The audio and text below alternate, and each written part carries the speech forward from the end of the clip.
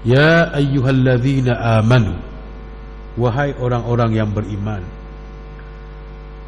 Jadi ayat ini telah menjelaskan kepada kita bahawa khitab ni dia atur ke siapa perkataan tu. Nah, sebab tu kalau bahasa ulama pondok kita dia panggil mengadak cakap. Ya, bahasa lama ni kadang-kadang tepat. Khitab bahasa Arab panggil khitab. Itu tuju siapa ayat tu? Tuhan tuju ke siapa ayat ni? Di bahasa Arab panggil benda tu khitab. Kalau apa ulama-ulama pondok kita dulu, orang pondok panggil mengadak cakap. Mengadak cakap. Ya adak ke siapa perkataan tu? Ayat tadi panggil khitab, bahasa Arab panggil khitab. Jadi khitab ayat ni kepada orang yang beriman secara umum dia.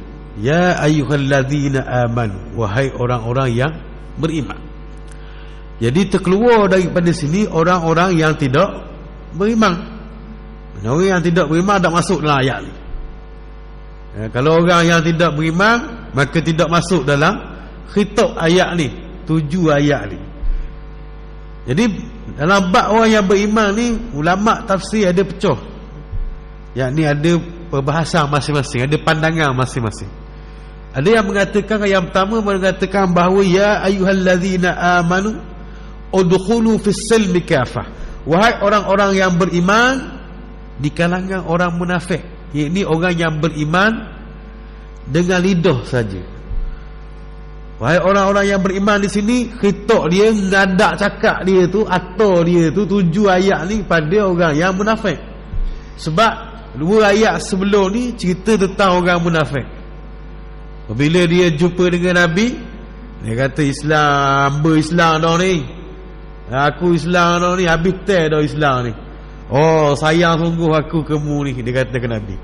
Bila dia dilepaskan, lari daripada orang Islam, dia bersurai daripada orang Islam, dia bakar harsa wan nasar, dia bakar kebun-kebun, tanaman-tanaman orang Islam, dia bakar habis. Lepas tu dia bunuh ternakan, dia bunuh keledai, dia bunuh ternakan binatang-binatang orang Islam. Ini perangai orang munafik. Lalu sebahagian ulama tafsir mengatakan ayat ni diadak cakapkan, diatur kepada munafik. Orang yang beriman di sini maknanya orang beriman mulut depan ni. Sebab tu kita nak kata orang munafik ni, kita kena jaga-jaga. Oh, munafik, jangan kata gitu.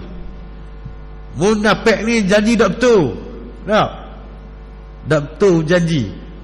Kata nak mari pukul 3, mari pukul 3 pagi. Dah aku dah khabar pukul 3 benda. Dah tunggu 3 petang siapa suruh? Aku khabar 3 pagi, kata pukul 3 tu. Mu ni munafik sungguh cakap. Tu jangan kata gitu. Jadi memang ada sifat munafik. Sifat munafik tu ada. Jadi orang ni dia beriman sungguh betul. Kalau dia beriman sungguh tapi dia kadang-kadang lebong janji, maka sifat munafik ada dengan dia. Bukan dia munafik, mana kita tahu dia beriman sungguh betul. Kita tahu ke dia menzahirkan keislaman, menyembunyikan kekafiran dia, kekufuran dia? Tak tahu. Dan yang kita kata gitu, kita kata mu ni ada sifat munafik dengan mu. Boleh? Tak, bukan yang kita kata mu munafik cakap. Tak, orang-orang kadang ngaji ni kadang-kadang dia buat main benda gitu. Kata kau orang, benda mu munafik. Kalau orang puang kau, orang lelaki semua munafik. Jangan kata gitu, sifat munafik ada, bukan munafik. Munafik ni orang yang menyembunyikan kekufuran, menzahirkan keislaman. Maka ayat ni tujukan, wahai orang munafik, udkhulu fis silmi kafah, wahai orang yang beriman di kalangan orang munafik ni. Dia beriman luar, dia menyembunyikan kekufuran dia. Udkhulu fis silmi kafah.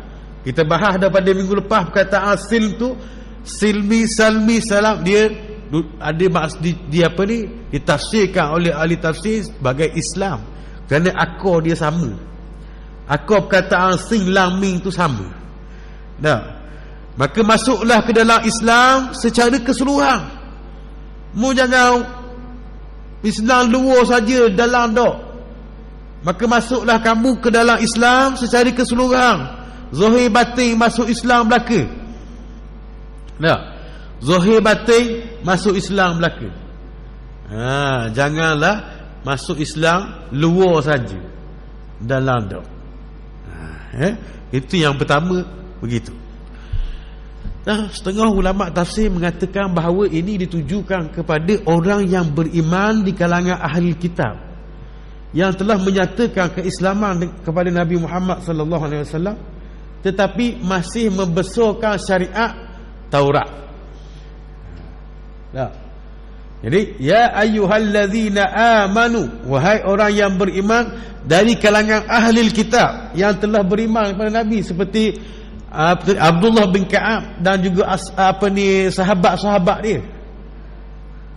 Mereka telah beriman di hadapan Nabi, menyatakan keislaman di hadapan baginda Rasulullah, tapi mereka masih lagi membesarkan syariat Taurat dengan membesarkan hari Sabtu dan juga melarang daripada makan unta. Unta ni tak ada tempat kita. Dia negara Arab, negara Timur Tengah tu ada unta. Tapi sekarang ni orang boleh korban unta dah. Dah mari unta Australia. Dah. Mari unta.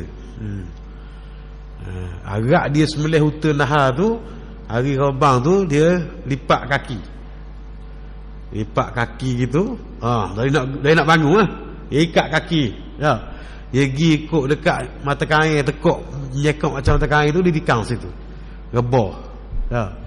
Kita sembelih macam sembelih lembu boleh juga, tapi ramai sikit kena pakai orang.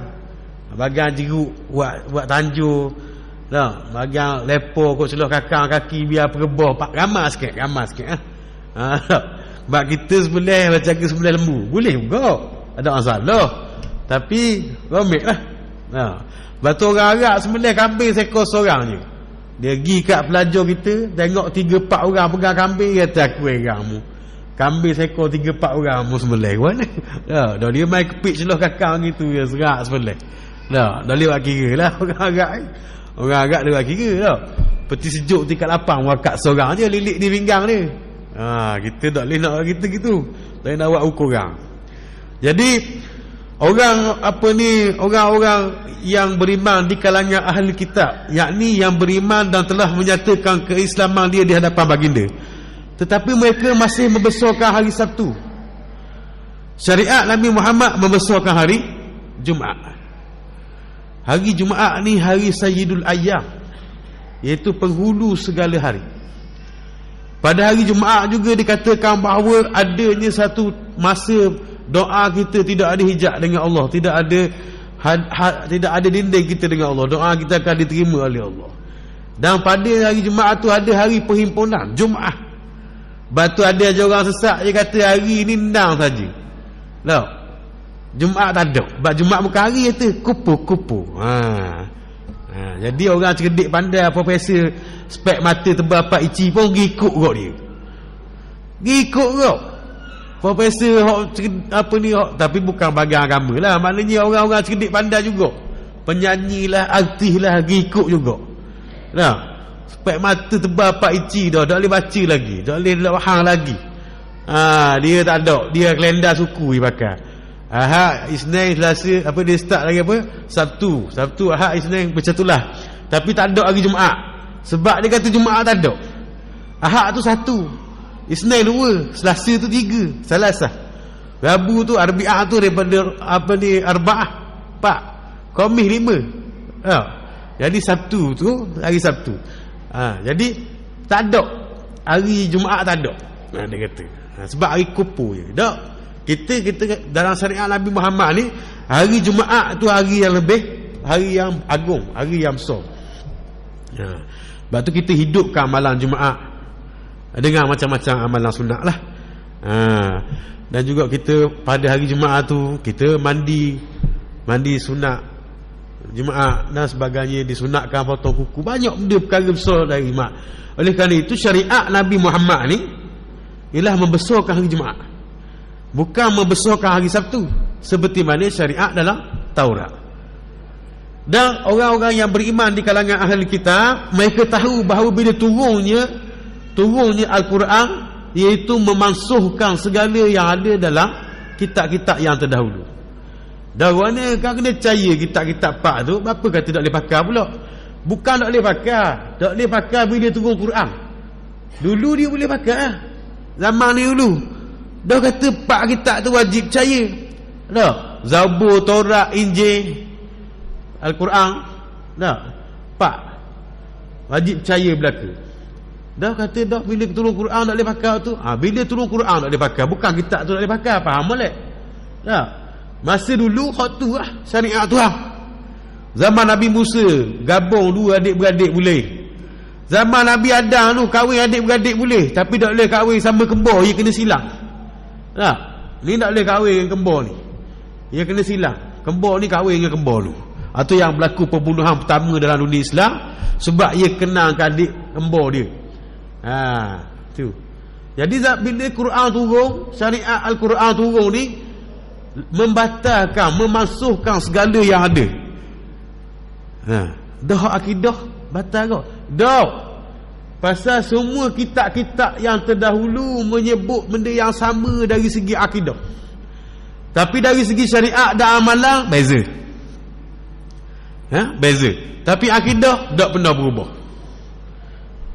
3,500 tahun sebelum kelahiran Nabi Isa, orang-orang pengikut Nabi Musa datang bertanyakan apa membawa mesej, membawa daripada perutusan kamu bawa daripada Allah. Maka orang Nabi Musa sebut dalam bahasa Ibrani, saya pun dah nak ambak, dah nak kejar, payah sebut, tapi ingat hak belakang tu dia sebut ikhad.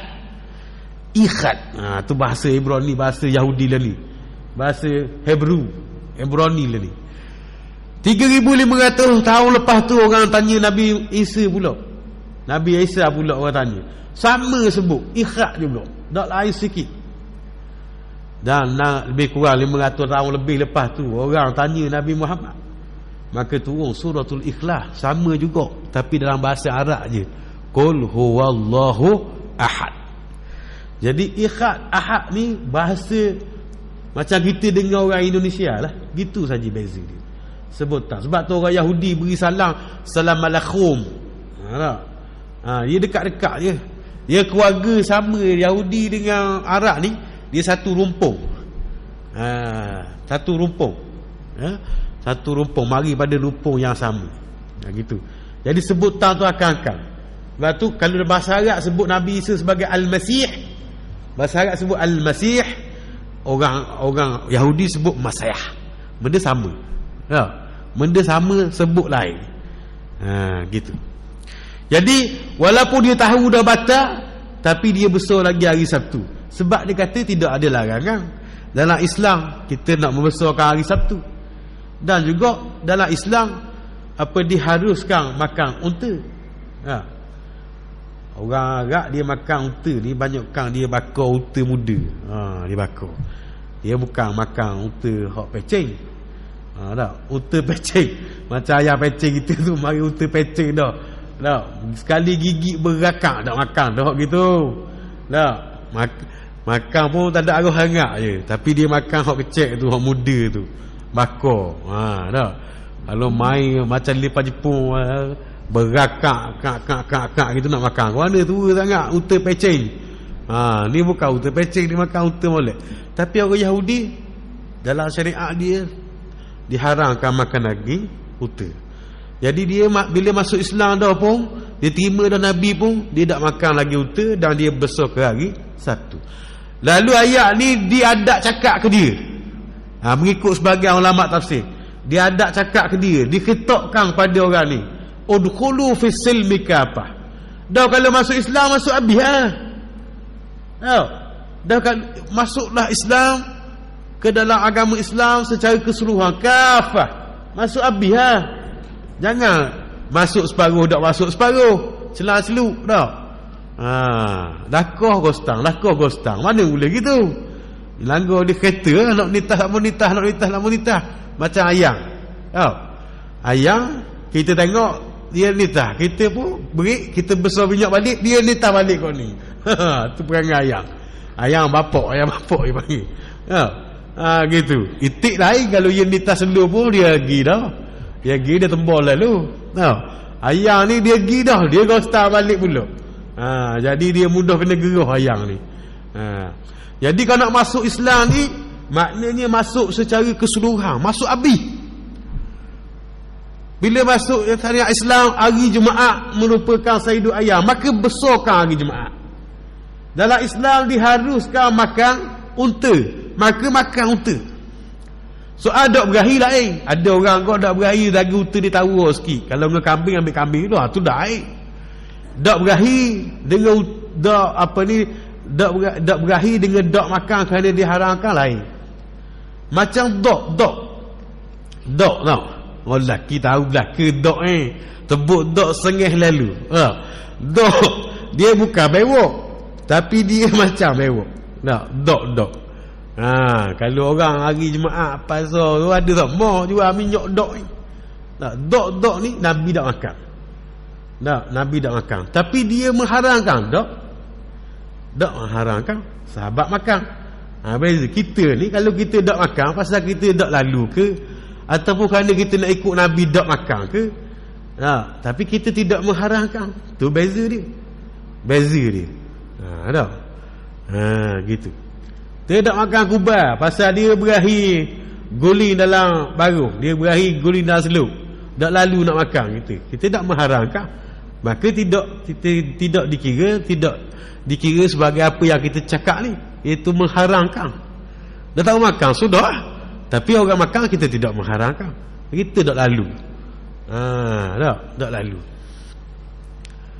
Kalau orang Arab tengok kambing leleh haliu, puan lelaki pun. Kalau orang Melayu, orang puan tengok kambing, orang kata benda luga tak berahi. Orang Arab dia tengok kambing leleh haliu berahi.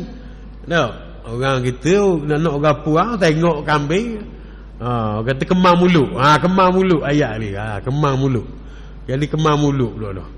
Gitu masing-masing lah. Orang Arab, orang putih tak makan palikan. Orang kita 50 riyal bayar ikan apa ni, palikan nasi dagang bayar. Pasal berahi palikan. Orang Arab, orang putih jijik makan palikan. Kita tak kari palikan tak kali. Saya ingat mula masa belajar dulu negara Arab tu apa ni, palikan tu 3 sen je orang Melayu kutik. Mula-mula aku kutik saja je. Lepas tu ramai sangat orang Melayu kutik ni. Naik harga sikit 2 sen, 3 sen. Mula-mula pakai ambil saja pada ikan merah, pada apa ni, ikan kerapu. Dia tak makan kepala. Ikan besar-besar. Orang Melayu ambil kari ya. Gitu. Tu bab lain.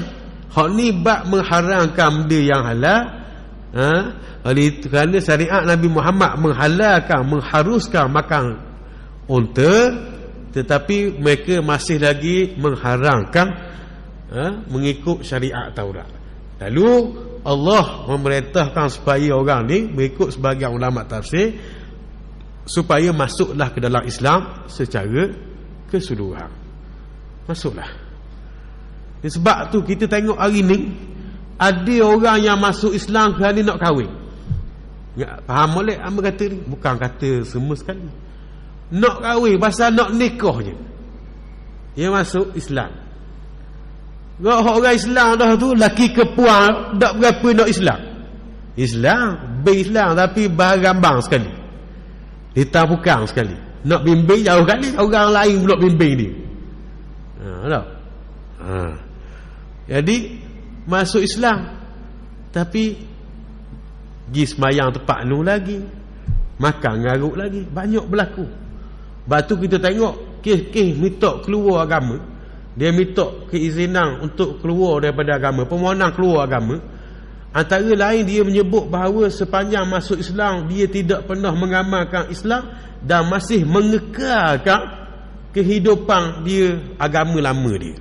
Yang ni banyak orang-orang yang minta keluar dari agama, pergi kepada jabatan agama di seluruh Malaysia kita. Alasan dia yang pertama, dia masuk Islam tu sekadar untuk kahwin saja dan masih tidak mengamalkan Islam. Dan yang kedua, dia masih mengamalkan ajaran dia. Maka dia nak minta izin, permohonan untuk keluar agama. Jadi Islam macam ni kita tak mahu. Walaupun bila dia mengucap haram dah darah dia dengan harta dia, dikira Muslim, hakikat dia Allah saja yang tahu. Tapi ini tidak ada kualiti. Jadi bila kasih-kasih, dah nak nikah dengan orang Melayu kena masuk Islam. Dah masuk Islam, dah apa? Tukar sekejap. Boleh 2-3 tahun balik negeri, tukar agama lain pula. Nah. Itu tak boleh gitu. Jadi bila masuk Islam, maka hendaklah masuk secara keseluruhan. Masuk belaka. Masuk belaka. Gak kita kalau kita nak nikah dengan mu'alaf, nak nikah berasa gerang doa ke orang bukan Islam ni masuk Islam, didik molek. No. Bersedialah. Mana hendak mayang tu semayang lah, cari-cari buku mayang nak didik orang. Kalau dok kita bini kita, kalau kita lelaki nak nikah dengan orang bukan Islam, suruh dia masuk Islam, yang pertama dosa pahala dia kita tanggung dah. Tak? Yang kedua dia pula keluar agama atas kepala kita juga. Dah kalau ada anak juga lari tukar agama lain atas kepala pula sekali lagi. Tak? Parok, kena parok. Tak sungguh. Bukan kata beraya ni, benda sungguh. Tak? Benda sungguh. Mana kalau kita rasa memang tak tahan dah, memang nak nikah dengan orang bukan Islam, suruh dia masuk Islam, maka kita ni biar jadi dulu biar rok bawa. Nah, tapi kalau kita pun Allah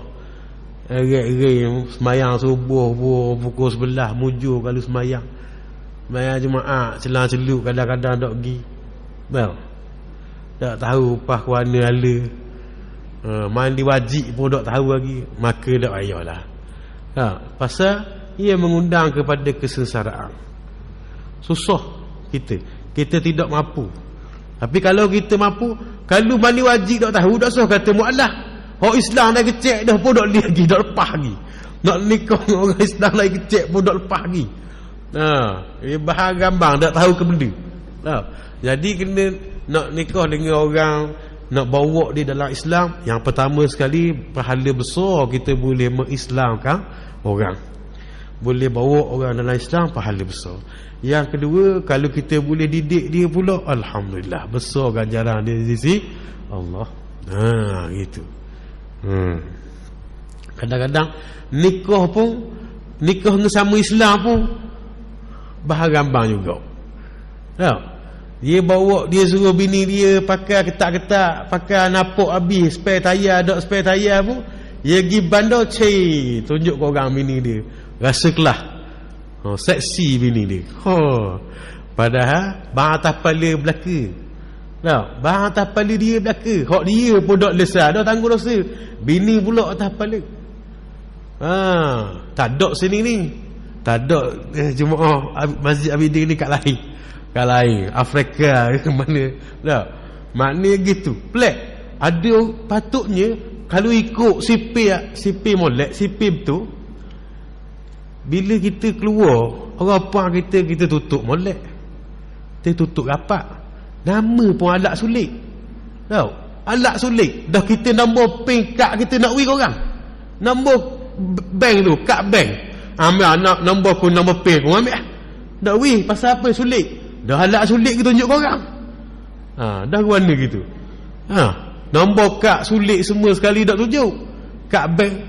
Ada orang ambil ni nombor pin aku, ni kad aku, dah wui korang. Sebab dia sulit. Tapi halak sulit, dia pergi tunjuk korang tak sekarang. Jadi kena jaga. Jadi patutnya hak asal bila tubik daripada rumah, tak bawa isteri kita jalan, jaga aurat dia, jaga pergaulan dia. Ni dok. Itu kata. Jadi terbalik pula. Gong sangat. Tengok opang dia pakai ketat, bicu merah nyala. Tak? Tak pakai tudung pula. Orang tengok belaka ke bini aku. Bini aku macam artis. Tak tahu orang gerang ke bini dia. Orang tengok bini dia gerang belaka. Dia ingat orang terkejut tengok comel macam artis. Tak, orang gerang belaka. Dah habis alat sulit tunjuk korang. Wa yazubillah. Tak ada dah tu ni zaman-zaman sekali lah, zaman Pok Yeye dah.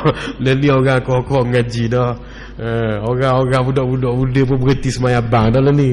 Zaman dulu. Tapi tak ada pun ada juga. Gitu. Kita pun tak faham lah. Kita takut Islam tu jadi hari raya je. Hari raya habis pakai baju Melayu, pasang sokok apa semua. Tahu? Walaupun hari raya pakai kanda pergi semayang apa, habis hari raya, ambil dah tahu. Rambut merah sobek depan orang. Ayo.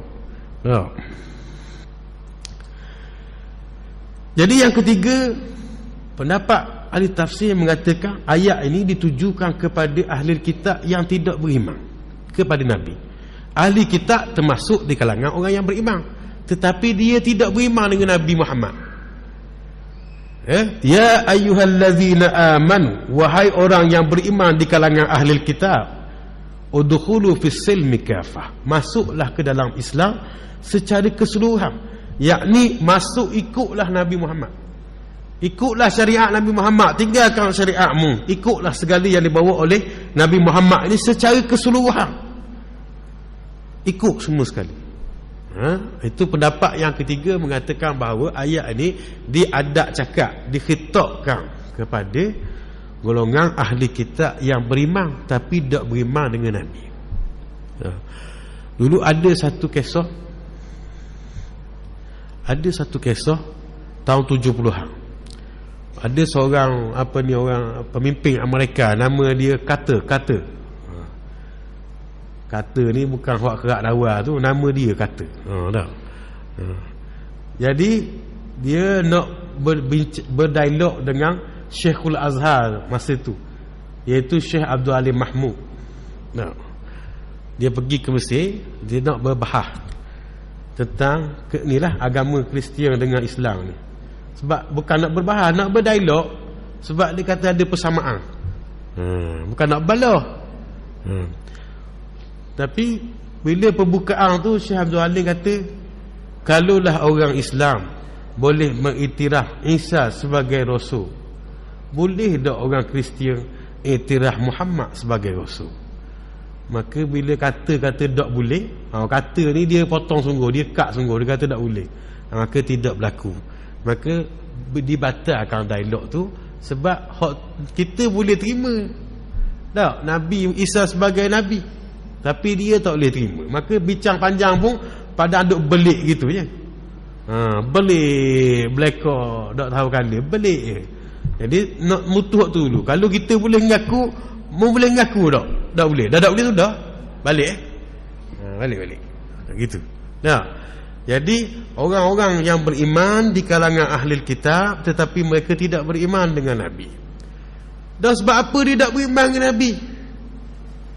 Nabi-nabi lain 25 boleh beriman, tinggal orang ni tak boleh beriman. Ke mana? Dak dia tak tahu kok. Nabi Muhammad tak lahir lagi, dalam kitab sudah diceritakan tentang kedatangan Nabi akhir zaman. Cerita dah. Bagaimana seorang pendeta Nasrani boleh buat satu biara tunggu Nabi lalu dengan pak saudara Nabi. Berapa tahun tunggu, lalah Nabi lalu sungguh balik. Kalau tak balik kayak gini orang Yahudi bunuh di Syam. Mugi ke Syam juga, mugi ke Syria juga, kayak gini orang Yahudi bunuh. Balik. Dah dia tahu mana? Dia boleh buat biara tengah jalan tu, tahu mana? Kalau dia tak tahu. Kita buat ni, ada peta ni. Kita buat kedai di tengah-tengah, buang batu bersurat tu, buat kedai makan kita situ. Mana ada dalam peta. Ladang tu kita buat kedai makan situ. Contoh. Maknanya ada peta, tahu duduk kat mana. Jadi ni dia tahu detail sehingga dia bina biara situ. Lalu sungguh Nabi dengan Abi Talib suruh balik. Maknanya orang umat-umat terdahulu ahli kitab, dia tahu tentang Nabi Muhammad. Dah berapa dia tak percaya? Mereka tidak percaya kerana mereka mengharapkan yang lahir Nabi akhir zaman daripada Bani Israel. Tapi bila lahirnya seorang Nabi dari kalangan orang Arab, mereka tak boleh terima. Tak boleh terima. Sebab orang Arab bukanlah orang yang memiliki tamadun besar sebelum Islam. Dia tak seperti tamadun Rom. Tamadun Rom tamadun besar. Tamadun Parsi besar. Kita cerita tentang Parsi, tamadun Parsi, lagu-lagu, syair-syair Parsi, banyak benda, sehingga Baitul Mal tu pun ada dewang tu sendiri diambil daripada kerajaan Parsi tapi diislamkan. Jadi maknanya banyak tamadun Parsi, Rom, sehingga dalam Quran pun merakamkan kisah perang antara Rom dengan Parsi. Disebut Rom kalah, Ghulibatir Rum, Nasuha ar-Rum. Rom telah dikalahkan Rom tadi oleh orang Parsi. Tapi orang Arab tidak dikenali. Tiba-tiba naik pula, naik cacang. Kena habis. Sebab apa dia hebat? Sebab Islam. Kalau kita nak kira perang antara pembukaan Rom, bila Islam membuka kota Rom, membuka Parsi, dan akhirnya lah membuka sampai ke Andalusia, membuka sampai ke ke Turki, sampai ke Istanbul.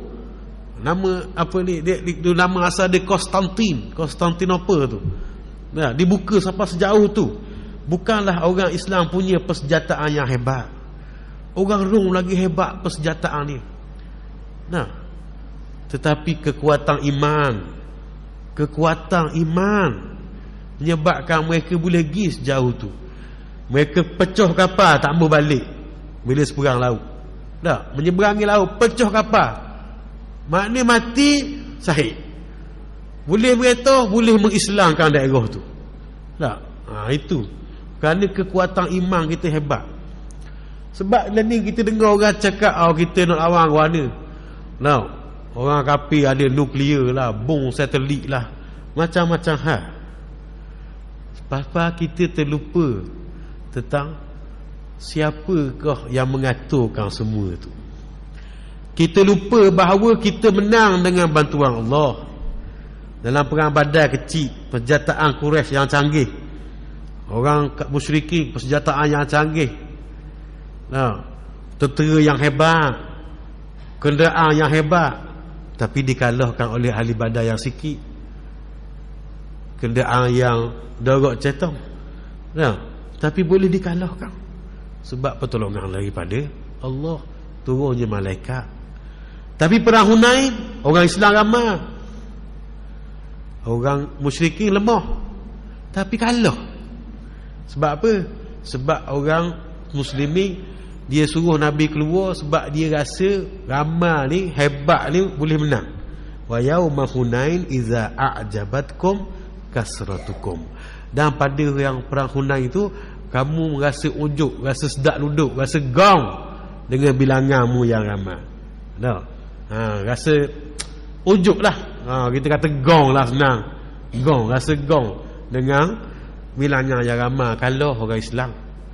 Tapi bila sikit menang, bila tak gerak menang. Kerana apa? Kerana kita menang tadi kerana Islam. Kita menang kerana pertolongan daripada Allah. Kita menang kerana kekuatan iman, bukannya persenjataan yang canggih. Tapi tak dilupa juga, tak boleh kita lupa juga, persenjataan yang canggih pun kena cari juga. Tapi yang pertama tu pertolongan daripada Allah. Kerana itu bila perutusan jadi gubernur, Muawiyah jadi gubernur, dia atur ke Syam di zaman Khalifah Umar. Ada berita khabar, dia kata Muawiyah ni, Sayyidina Muawiyah ni, dia kata habislah, selalu guna kuasa. Dia beli kuda hebat, dia beli persenjataan canggih, habis bitih negara. Sayyidina Umar sendiri kuala, Yahudi pergi cari. Orang kata Sayyidina Khalifah hadir di masjid lepas waktu solat. Yahudi pergi cari tak jumpa. Sebab apa? Dia duduk berpokok saja rehat. Yahudi tanya, aku nak jumpa Khalifah. Dah boleh. Dah aku nak jumpa Khalifah. Dah ya ni. Akhirnya Yahudi masuk Islam sebab tengok Khalifah begitu. Duduk berpokok begitu saja. Ingatkan ada bilik ke ada ekor ke. Duduk berpokok begitu je. Jadi sampai kepada Khalifah Umar bahawa gubernur Sayyidina Muawiyah di Syam ni beli barang apa mahal-mahal ni. Takut ada ni, ada benda korupsi, ada rasuah ke mana ni. Beli banyak persenjataan canggih apa semua, projek parok ngak ni, bika saing ke mana ni. Jadi Sayyidina Umar pergi sendiri naik keledai. Naik keledai pergi sendiri ke Syam. Tengok dia sungguh. Mari Sayyidina Muawiyah diikut dengan tentera belakang ni hebat, kuda hebat, senjata hebat, baju perang hebat, nitah. Dia tak singgah sekarang. Dia tengok dah Sayyidina Umar, dia tak singgah sekarang. Dia pergi straight sampai di istana dia tukar baju, baru dia pergi ngadak Sayyidina Umar. Sayyidina Umar kata, pendek cerita lah, ni bahasa Terengganu mudah faham. Maknanya Sayyidina Umar kata, dah guana parok nak nak panggil SPRN ke guana ni, parok sangat ni. Tahu? Dia kata, wahai Umar, kita di Madinah berbeza. Sebab kita dikelilingi orang Arab yang sudah beriman. Tapi di Syam kita berjirang dengan Rom dan Parsi. Nah, kalau kita tidak menunjukkan kehebatan, maka mereka tidak akan gerung kepada kita. Nah, jadi aku banyak menggunakan harta negara tadi, membeli persenjataan yang canggih, kuda yang hebat untuk melahirkan kegerunan. Kerana itu ulama sebut, antaranya almarhum Syekh Sa'id Ramadan Buti sebut, kita nak hiaskan senjata ni boleh diharuskan kita bermewah-mewah dalam perhiasan senjata. Bukan senjata buat cari nama ekor. Tu orang kita tu cari senjata lama, beribu-ribu buat tarik nama ekor, tarik pitih, bukan tu. Nak mana kalau sekarang ni kita beli kapal selang ke, kita beli kapal terbang ke, beli pistol ke, senjata yang canggih lah, tidak diharuskan. But di Syam, di Syria, Palestin, Jordan tu, mereka berjirang dengan dua kuasa besar, iaitu Rom, Orang Putih dan Parsi. Sekarang ni Parsi Iran dengan Iraq lah, tapi dulu Parsi tu dia kerajaan yang hebat, berjirang dengan Rom dan Parsi. Dokang tentera Islam nak zuhur depan mereka. Mereka ada persenjataan yang canggih, kuda-kuda yang hebat, dah, tentera-tentera yang body katang, dah. Dokang orang Islam mari bawa keledai, kau kena penyakit hidung dan mulut, kuku hidung dan mulut, belengar hidung naik atas gitu saja. Tak kan nak main gitu. Nah, di Madinah orang hormat, mana pemimpin yang zuhud, tidak menggunakan harta kerajaan untuk kemewahan. Tapi di Syam, di sebelah Syria, nah, dan sepadang negara Rom dan Parsi, Muawiyah menggunakan duit tadi, negara tadi beli persenjataan yang canggih untuk melahirkan kegerunan. Nah, kena pada tempat dia lah. Nah, dia kan depan musuh bawa apa ni kedai kembung perut ke, apa ni, kuda kalah berlomba ke, dah kan nak bawa gitu. Orang tengok dak gerung langsung. Nah, tapi di Madinah lain, kehidupan di Madinah lain, tempat khalifah sendiri lain. Nah, mana orang yang berzuhud, menggunakan harta betul-betul pengurusan. Sayyidina Umar sendiri raung malam hari, raung, faham tak? Dia meronda, ronda malam hari, tengok orang susah. Ada ibu yang sengaja rebus batu untuk anak dia tak dilapar, tertidur tunggu.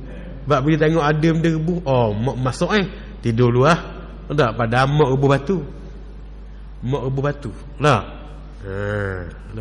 Jadi Sayyidina Umar bila tengok ni, terus balik ke Madinah, ambil harta Baitul Mal, beri ke dia. Sampai Sayyidina Umar tak tahu, dia tak tahu bahawa yang beri tu Sayyidina Umar. Sebab dia kata, kalau lah Umar mu ni baik sungguh, dia kata tak macam Umar tu, Khalifah Umar tu. Padahal hak mari atur dia tu Khalifah Umar dah. Tapi tak ada pun Khalifah Umar beri gambar ni gambar hamba dah. Dah. Tepek gambar poster hamba sini.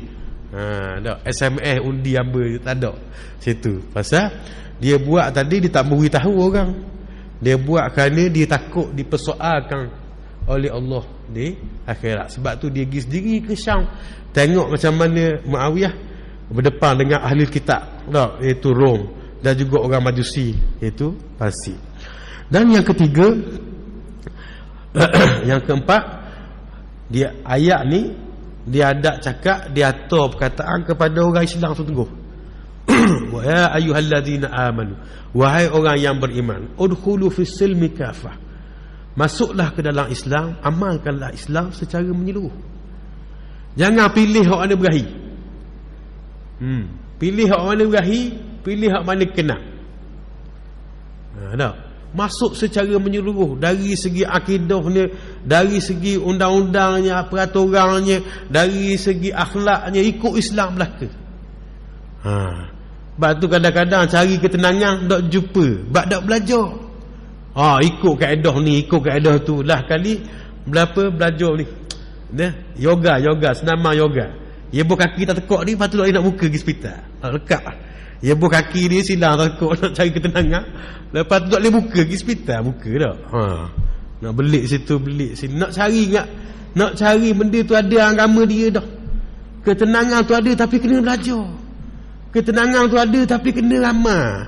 Bukan bahar gambar orang beranak dalam Islam belaka sebut bebek. Tak? Saya bagi duit zakat berlari. Lamah kat siku pun pergi ambil lagi. Tapi bila orang dengar, orang ngajar ke, tak berapa nak mari. Tak berapa nak mari. Bila bab ngaji jebeh. Bila bab bagi zakat, waktu bil telefon harga 3,000. Tunggu beratur ambil duit zakat. Tak dok kat kita ni, kat lain ni. Kutub Utara.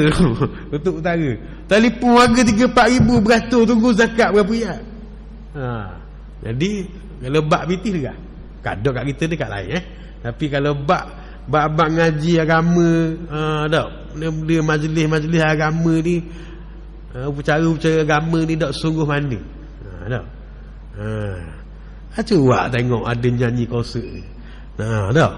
Memang berlari lagi. Kalau bab ngaji agama, biarlah. Tak. Jadi kerana waktu masuk, kita akan sambung lagi lah perbincangan kita pada insya-Allah pada hari mendatang. Aku lu qauli hadza wa astaghfirullah li wa lakum. Wassalamualaikum warahmatullahi taala wabarakatuh.